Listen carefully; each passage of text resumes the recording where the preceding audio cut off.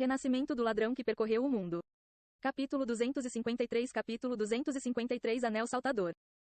Era universalmente aceito pelas principais guildas que as recompensas por serem os primeiros a limpar um mapa excediam em muito as de uma regular e era fácil ver o porquê.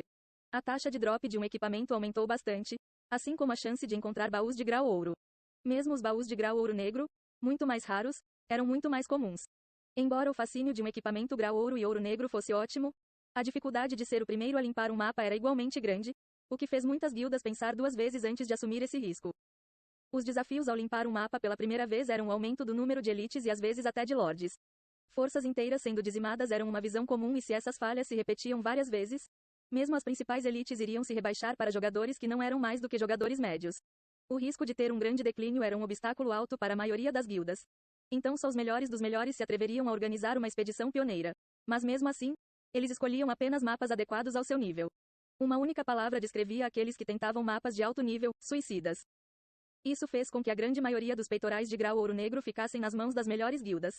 Enquanto os jogadores do cotidiano e as pequenas guildas achariam difícil adquirir até um. Havia também tragédias que costumavam ocorrer, como encontrar um baú de grau ouro negro, apenas para descobrir que sua habilidade lockpicking era insuficiente para abrir o baú. Você não poderia fazer nada além de permitir que a maravilhosa oportunidade escorregasse dos seus dedos.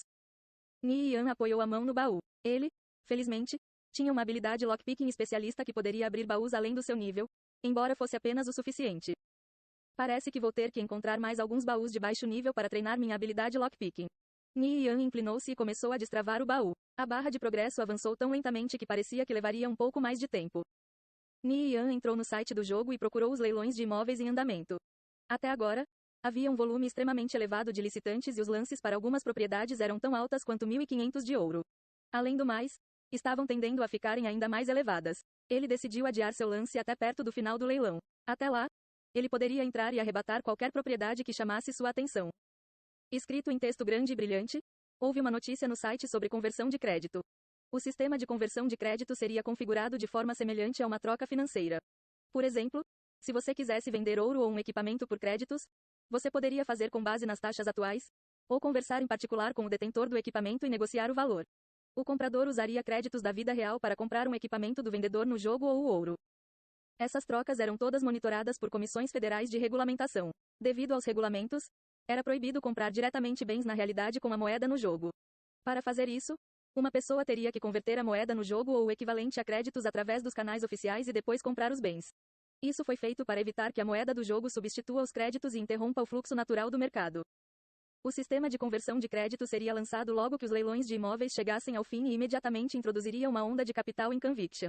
Este aumento continuaria a empurrar os preços de equipamentos e a moeda do jogo para as alturas, à medida que grandes investidores construíam sua estrutura e força. Também estimula muito o desenvolvimento de negócios de jogadores no jogo e isso ficou claro com o recente desempenho da União dos Assassinos. Através da atenção trazida por Sleepy Fox, Kill Love e Fanlan, seus números aumentaram. O número de jogadores profissionais passou de 12 mil e o número de clientes passou por mais de 8 mil. Todos os dias, a União recebe mais de 500 pedidos e atua como intermediário para milhares de negócios. Mais importante ainda, a renda líquida de Ni Yan era mais de 300 de ouro por dia. Sob o controle de Ni Yan estavam duas das casas de leilões mais lucrativas, inúmeras propriedades, a loja de poções Noite Estrelada e seus numerosos ramos espalhados pela maioria das grandes cidades e, claro, a força total das Kickers United. Ele poderia se segurar, mesmo quando Cao Shu entrar no jogo. Ni Yan tinha dinheiro suficiente para comprar pelo menos mais uma propriedade. Ele precisava se certificar de obter uma fortaleza antes que a conversão de crédito fosse aberta, então pelo menos ele teria algo para lutar contra a vasta riqueza de Cao Shu. Fazia apenas um mês desde o lançamento inicial do jogo, mas Ni Yan já havia estabelecido um negócio estável, fixando cada caminho com cuidado e alcançando sua posição atual. Ele estava muito satisfeito com esses resultados. O baú de grau ouro negro abriu, interrompendo a linha de pensamentos de Ni Yan que se aproximou do baú e pegou 2 itens. Cajado ritual sombrio, ouro negro. Requisitos, nível 40. Propriedades. Dano 332 a 338, inteligência mais 20, Dark Bloom, nível 5, 50% de aumento de dano contra os mortos-vivos ou tipos máquinas. Restrições. Só pode ser equipado por um mago membro dos Guardiões Justos da Ordem. O cajado ritual sombrio era atualmente uma das melhores armas para um mago. Os cajados de grau ouro negro também eram bastante raros. Mas, infelizmente, isso tinha uma restrição de nível 40. Ni Yan postou as estatísticas no bate-papo da guilda e perguntou: alguém quer esse cajado? Chefe, quantos pontos de mérito? Perguntou Undin Scaldrell. Era uma regra que tinha que comprar todos os equipamentos com pontos de mérito. Nian não poderia ser o único a escolher a quem dar isso, pois isso complicaria as coisas um pouco. O caminho mais justo era fixar um preço e deixar os membros da guilda decidirem entre si. Ouro negro de nível 48,000 pontos. Inteligência mais 20 a 6,000 pontos. Dark Bloom de nível 5 a 10,000 pontos e dano extra 10.000 pontos, disse Nian. Ele baseou o preço nas propriedades da arma. 34.000. Deixe-me ver aqui. Não tenho o suficiente. Qualquer um de vocês quer isso? Undin Scaldrell olhou para seus companheiros. Se não houvesse alguém que queira, então todos juntos deveriam ter o suficiente. Na guilda, os membros de elite conseguiam reunir equipamentos de grau ouro muito rapidamente, para que eles pudessem trocá-los por pontos de mérito ao doar para a guilda. Os equipamentos de grau ouro negro eram raros e os equipamentos de grau ouro negro em seu nível eram ainda mais raros. Mesmo agora, eles como elite só usavam equipamentos de grau ouro. Então, quando um cajado de grau ouro negro do nível 40 aparecia bem na sua frente, como eles poderiam deixar essa oportunidade passar?